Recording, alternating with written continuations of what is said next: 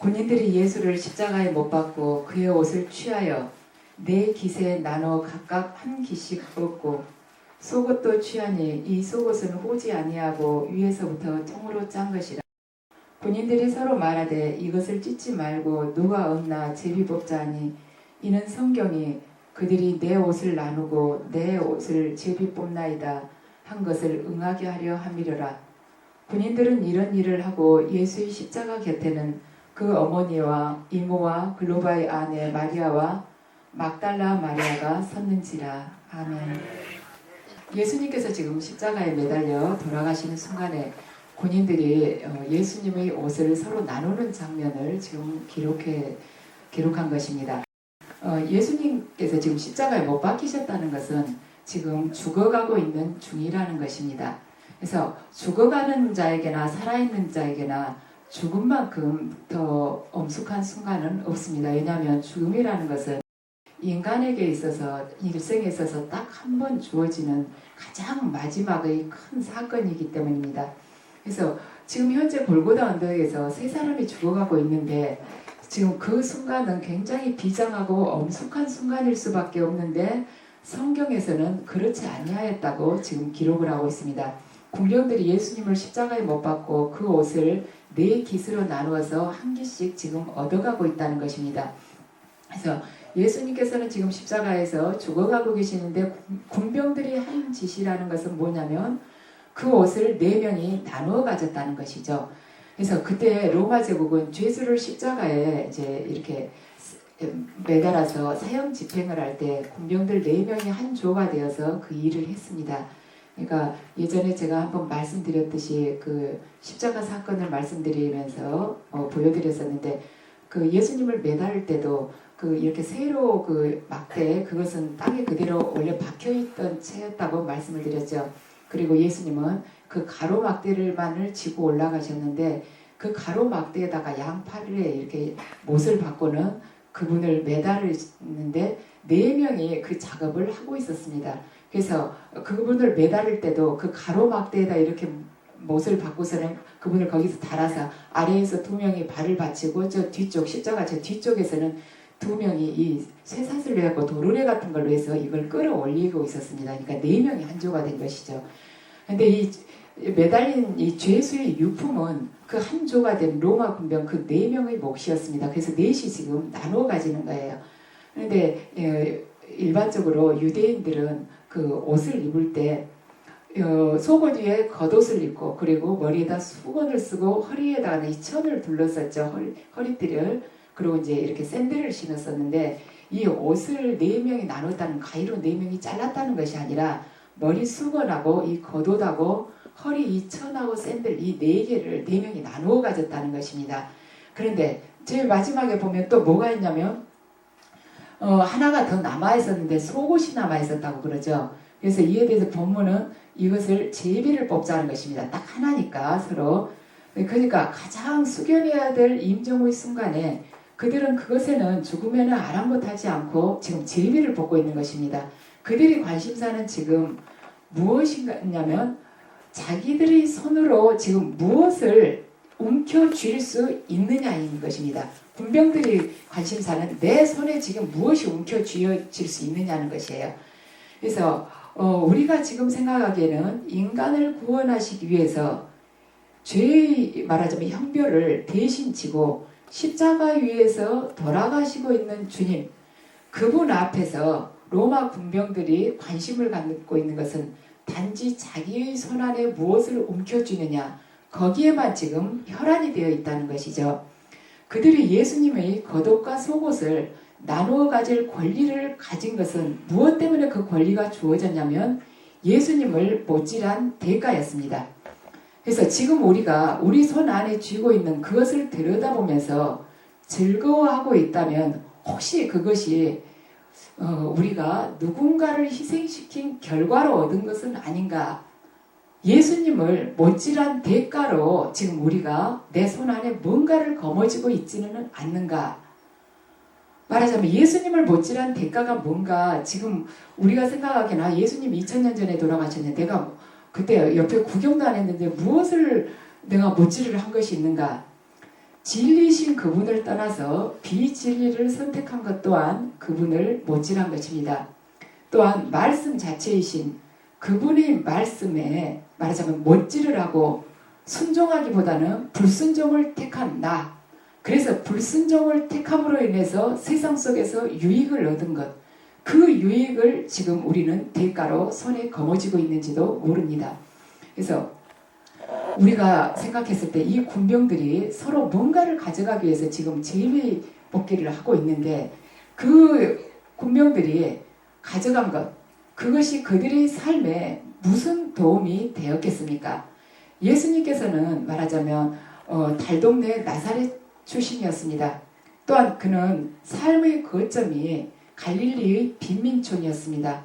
더구나 지금 오늘 그들이 나누어 가진 이 옷은 총독 관저에서 이미 채찍질을 당하시고 가시관을 쓰시고 또한 십자가를 지고 그 언덕에까지 계속 걸어 올라오시면서 온갖 피와 땀에 절어있는 옷들이었습니다. 그래서 가져가 보아야 그들이 사는 데 있어서는 별 도움도 되지 않았습니다. 그렇지만 그들은 그것을 기를 쓰고 지금 가져가려고 하고 있습니다. 우리가 수단과 방법을 가리지 않고 많은 경쟁자를 물리치고 지금 손 안에 넣은 것들이 우리가 정말로 인간답게 살아가는 것, 주님께서 원하시는 그 삶을 살아가는 데 있어서 정말로 반드시 필요한 것들인가, 참된 가치가 있는 것들인가를 생각해 보시기 바랍니다. 내가 많은 경쟁자를 물리치고 끝까지 아기다툼을 해서 얻었던 것, 그것이 정말로 내 삶에 있어서 진정한 가치를 가지고 있는가 생각해 보시기 바랍니다. 4명의 군병들 중에서 제비를 뽑아서 속옷을 가진 그 군인은 얼마나 좋아했겠습니까? 다른 사람 3명은 허탈하게 앉아있을 때 자기는 그것을 혼자서 손에 넣었다는 것 때문에 얼마나 기뻐했겠습니까? 그는 그 속옷을 힘껏 움켜잡았을 것입니다. 그렇지만 아무리 그것을 억세게 움켜잡았다 한들 그 예수님의 속옷을 그가 죽어서까지 가지고 갈 수 있었겠는가? 지금 우리가 온 힘을 다해서 움켜쥐고 있는 것들이 내가 관 속에 들어갈 때까지 그것이 내가 쥐고 있을 수 있겠는가? 아니면 관에 눕기도 전에 누군가가 앗아가 버릴 것은 아니겠는가 생각해 보시기 바랍니다. 내가 언제 주님을 만났는가? 내가 지금 그리스도인으로서 불린 지가 몇 년이 되었는가? 그 몇 년 동안 우리가 얻은 것은 지금 무엇인가? 우리가 그리스도인이 된 이후로 내 손에 지금 쥐어지고 있는 것은 무엇일까? 영원한 진리이며 영원한 생명인가? 아니면 언젠가는 재가 되어서 사라져버릴 지푸라기와 같은 것들인가? 어쩌면 그 피땀에 말하자면 젖은 사형수의 속옷 정도는 아닌가? 아니라면 내 쪽에서 모아 세상을 십자가에 못 박고 세상의 죽음을 통해서 드러나는 생명과 거룩한 삶이 지금 내 손에 쥐어져 있는가 비교하면서 생각해 보시기 바랍니다. 본문 속의 군병들은 가장 마지막 순간까지 주님께 아주 가까이 있었던 사람들입니다. 그런데 그 누구보다도 주님 가까이에서 그분의 최후를 보았던 그들이 주님을 만나고서 얻은 거라고는, 그러니까 금방 사라져버리고 자기들이 그 자리에서는 제비 뽑고 기뻐하며 아기다툼해서 쥐고 갔었지만 집에 가서는 별로 쓰지도 않을 그러한 천조각에 불과한 것들이었습니다. 나는 예수님과 인격적인 만남을 가졌으면서도 지금까지 아직도 썩어져 없어질 것만을 추구하고 있는 것일까? 요한 사도는 어리석은 이 군병들을 향해서 그들은 이런 일을 하였다고 표현하고 있습니다. 그러니까 이런 일, 단수가 아니라 실은 이런 일들을 하였다고 표현을 하고 있습니다. 그러니까 이 말은 뭐냐면 그들이 정말로 값지고 귀한 일을 행했다는 것이 아니라 그들이 참으로 어리석고 한심한 짓을 했다고 요한 사도는 지금 기록하고 있죠. 그렇다면 만일 오늘 요한 사도가 우리들을 향해서 너희들은 이런 일들을 하였다고 만약에 표현을 한다면 그것이 탄식이겠는가, 칭찬이겠는가, 가만 내 가슴 안을 들여다보시기 바랍니다. 누가복음 8장을 보면 본문 속의 군병들과는 정반대로 이 여인을 한 명 만나게 됩니다. 12년 동안 혈루병 때문에 계속 고통을 받던 여인이죠. 그 혈루병을 고치기 위해서 그는 의사들을 찾아다니면서 그 많은 재산을 잃게 됩니다. 그런데 어느 날 복음을 듣게 됐어요. 구원자 예수님께서 오셨다는 것입니다. 그래서 그분을 통해서 치유받기를 원하고 그분을 만나기를 원했지만 수많은 사람들이 그분을 에워싸고 있기 때문에 그분을 1대1로 만날 도리가 없었습니다. 그렇지만 그 여인은 그걸 포기하지 않고 예수님의 옷깃에 손을 대었습니다. 그런데 예수님께서 내 몸에 내게 손을 댄 자가 누구냐고 물어보셨어요. 그것은 내 몸에 손을 댄 자가 누구냐고 물으신 것이죠. 그러니까 제자들이 지금 이렇게 수많은 사람들이 주님을 밀고 있는데 누가 특별하게 주님의 몸에 손을 댔겠습니까? 하고 대답을 하자 주님께서 말씀하시죠. 내게 손을 댄 자가 있도다. 이는 내게서 능력이 나간 줄을 내가 안다는 것입니다. 그렇게 말씀을 하셨습니다. 그러니까 여인은 예수님의 옷에 손을 댔을 뿐인데 그 순간 예수님의 그 생명의 능력이 그 여인에게 임하게 됐습니다. 그래서 그동안 그 고통스럽게 12년 동안 말하자면 힘들어했었던 그 혈루증이 깨끗하게 낫게 되었습니다. 수많은 사람들이 예수님을 밀치고 그분에게 말하자면 그분의 몸에 부딪히기도 하고 만지기도 하고 했었겠죠. 그렇지만 거기에서 치유받은 사람은 이 혈루증 여인 하나뿐이었습니다.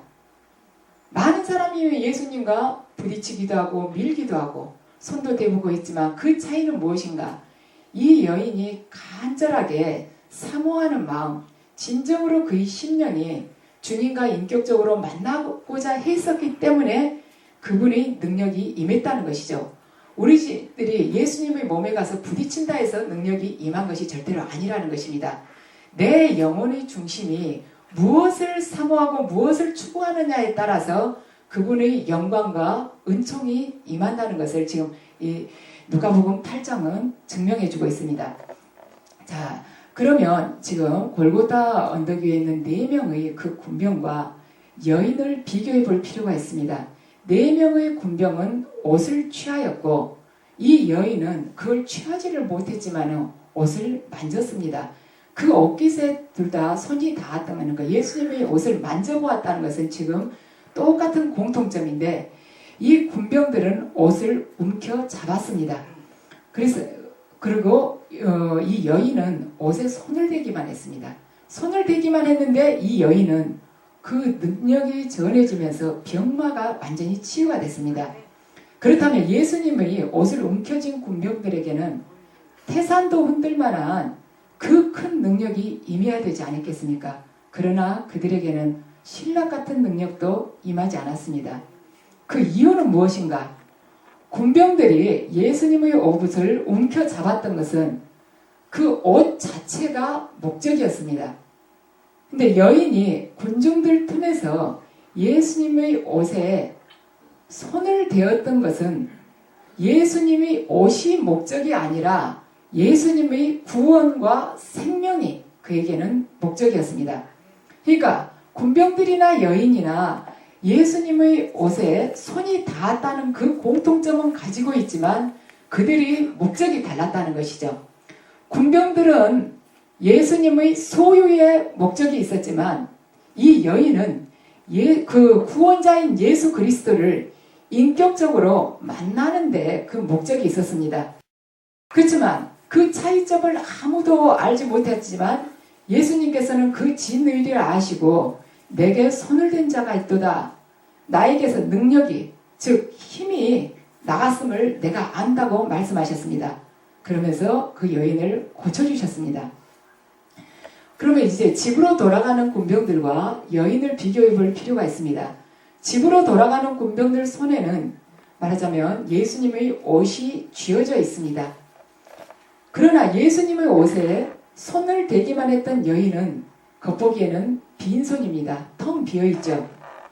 그렇지만 군병들이 손에 들어있는 그 옷은 썩어 없어져 버릴 천 조각이지만 비어있는 여인의 손 안에 들어있는 것은 그녀가 붙잡았던 예수 그리스도의 구원과 생명과 은총이었습니다. 그것이 충만하게 그녀 안에 임해져 있었습니다. 자, 우리가 보통 때 이렇게 우리 영성원에 새로 오신 분들 간혹 아니면 어쩌다 오랜만에 오신 분들 계세요. 그럴 경우에 우리가 무엇을 추구해야 되는지를 잠시 말씀을 드리겠습니다.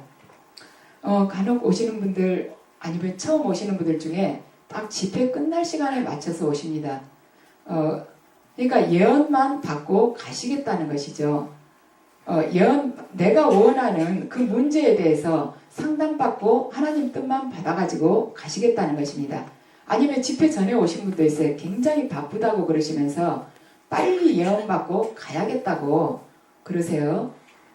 예, 근데 하나님께서는 예언만 받은다고 해서 그 문제를 해결해 주시는 것이 아닙니다.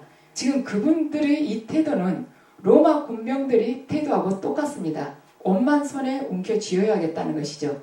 예수님의 소유만을 반드시 거머쥐고 가겠다는 것입니다.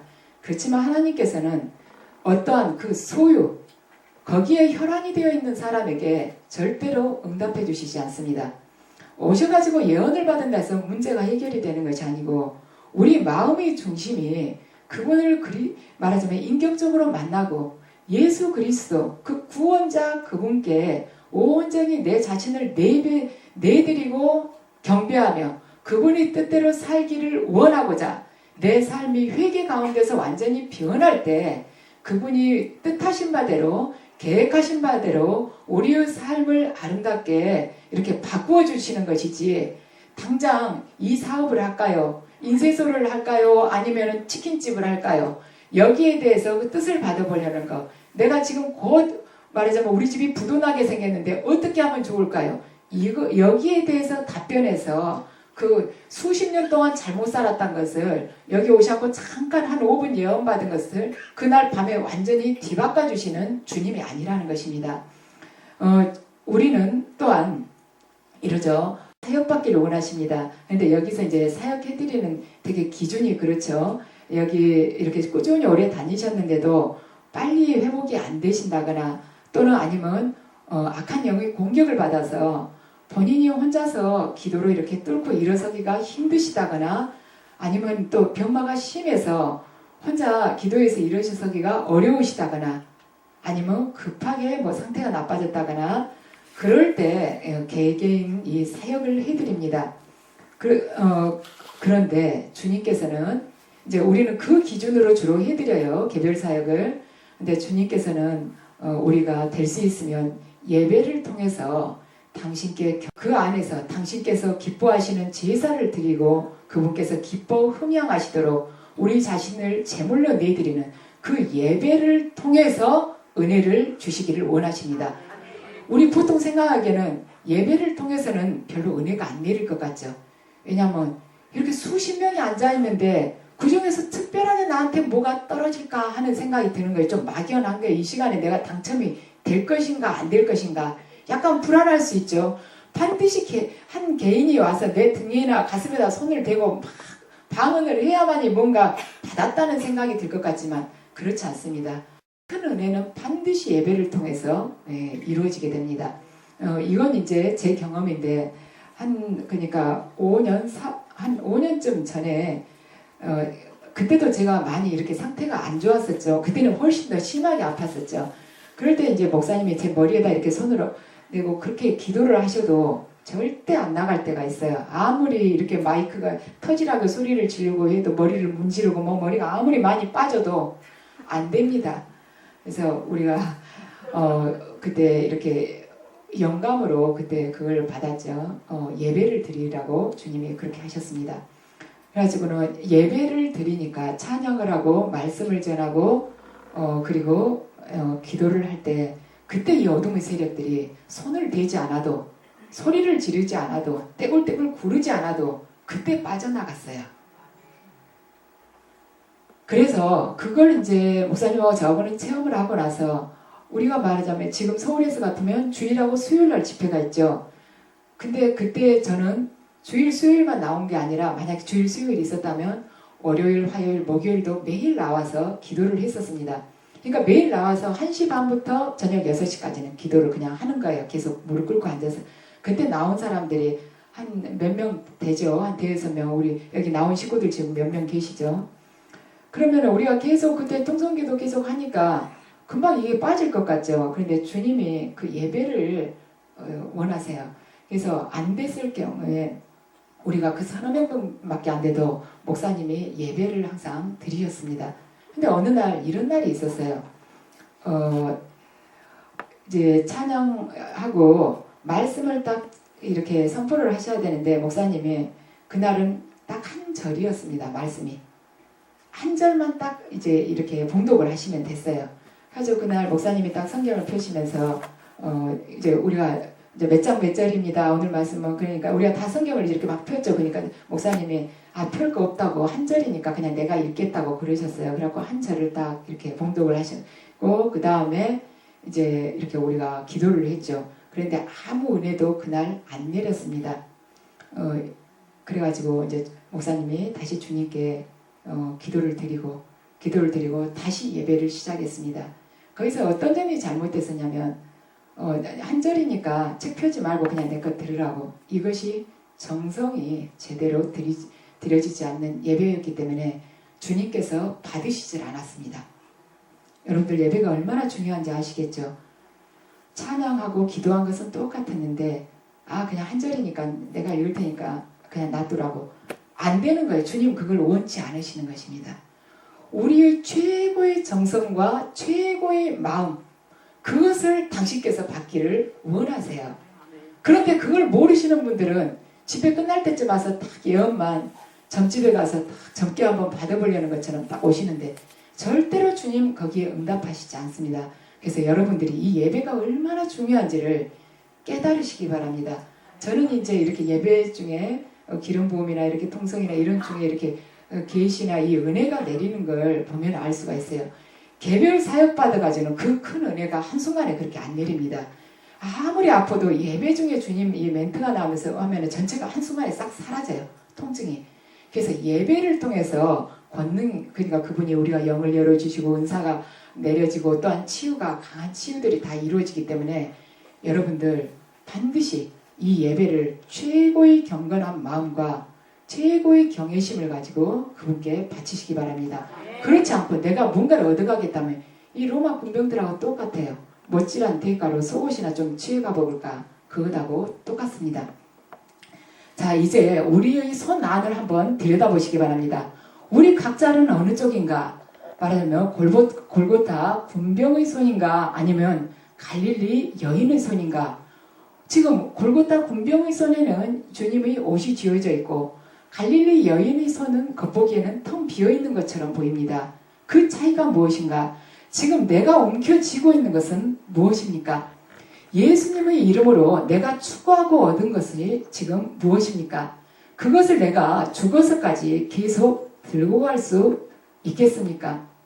만약 지금 나의 손이 골고다 군병의 손같이 로마 군병의 손과 같다면 지금 내가 움켜쥔 것이 바닷가의 모래알보다도 더 많다 할지라도 나는 바로 그것 때문에 몰락하고 말 것입니다.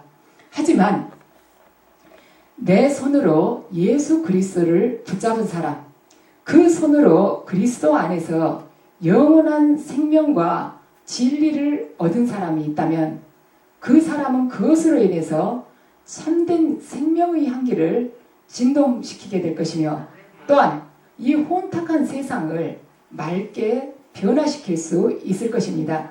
그래서 우리는 지금 모두가 뭔가를 손에 움켜쥐고 있습니다. 그것이 과연 무엇입니까? 생명입니까? 죽음입니까? 하나님 나라입니까? 아니면 이 세상입니까? 아니면 주님입니까? 아니면 욕망의 부스러기입니까? 이 시간 우리 모두가 혈루증을 앓고 있었던 그 여인의 겸손한 마음이 되어서 생명이신 주님을 인격적으로 붙잡으시기 바랍니다. 그래야 해서 우리 모두가 골고다 언덕의 로마 군병의 그 삶을 청산하고 참된 생명의 향기를 진동하는 갈릴리 여인이 되어서 살아갈 때 우리를 통해서 흘러나오는 그 생명의 향기는 많은 사람들을 죽음으로부터 생명으로, 비진리로부터 진리로, 또한 현실적인 삶으로부터 영원한 천국으로 인도하는 그러한 삶으로 일궈지게 될 것입니다. 우리들의 삶이, 그 아름다운 삶이 천국에서 아름답게 기록되어서 여러분들 하나님께 상급받으시기 바랍니다. 수고하셨습니다.